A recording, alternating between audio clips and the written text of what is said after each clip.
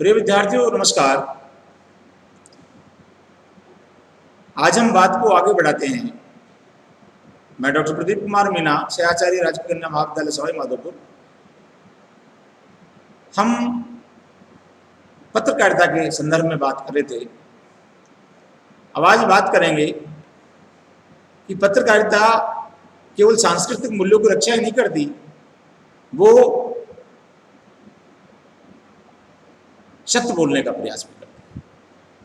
और यदि पत्रकारिता सत्य बोलती है तो एक नए समाज का निर्माण होता नजर आता है। पत्रकारिता एक सजगता के किए जाने वाला दायित्व बोध के युक्त एक कार्य है। पत्रकारिता के माध्यम से सामाजिक सांस्कृतिक मूल्यों की रक्षा तो होती है, अनेक छिपी हुई घटनाओं की जासूसी के माध्यम से नीतिशील विवेक का कार्य भी किया जाता है। यानी कि पत्रकारिता के माध्यम से हम नीतिशील विवेक का काम भी करते हैं,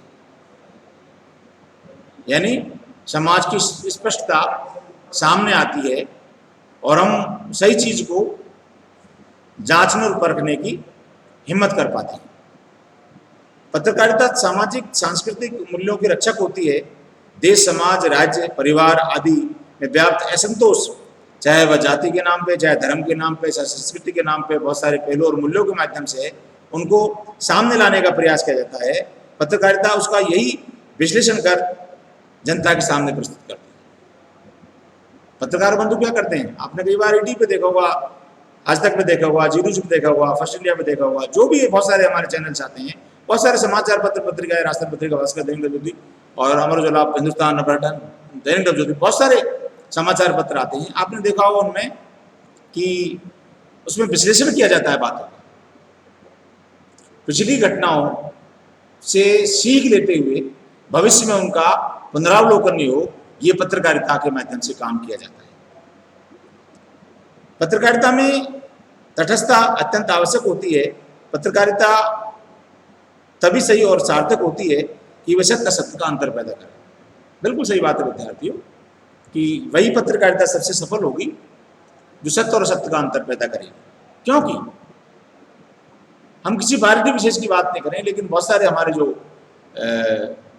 राष्ट्रीय और राज्यों की जो पार्टियां हैं, नेशनल जो पार्टियां हैं, वो कई बार गलती करती हैं, लेकिन सत्यता की जांच के लिए जिन दो गुटों में, जिन दो वर्गों में, जिन दो पार्टियों में किसी एक बात को लेकर निर्णय पर पहुंचाने का प्रयास किया जाता है, तो वहां एक बहस करवाई जाती है। बहस के माध्यम से सत्य जनता के सामने आ जाता है।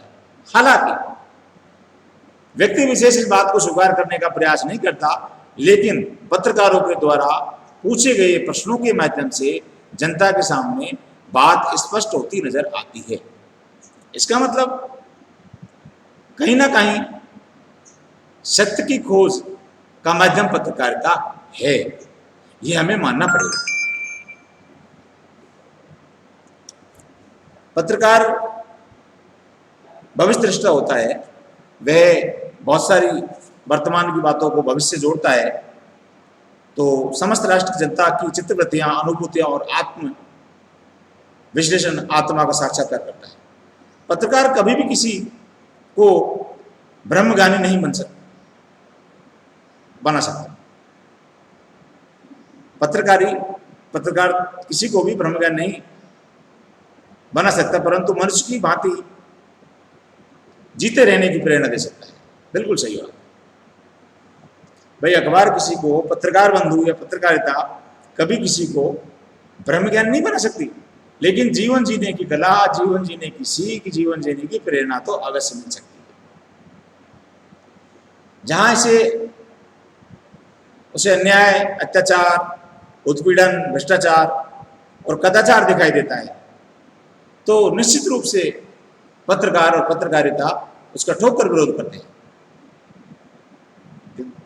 विद्यार्थियों, यदि मान लीजिए पत्रकार नहीं हो और लोगों के द्वारा जो सीधी बात करें, बुरे काम किए जाते हैं, वो अगर समाज के सामने नहीं लाए जाएंगे तो उन पर अंकुश लगने का तो सवाल नहीं।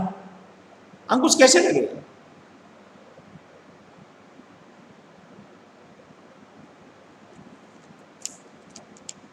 आत्मविश्वास और दृढ़ता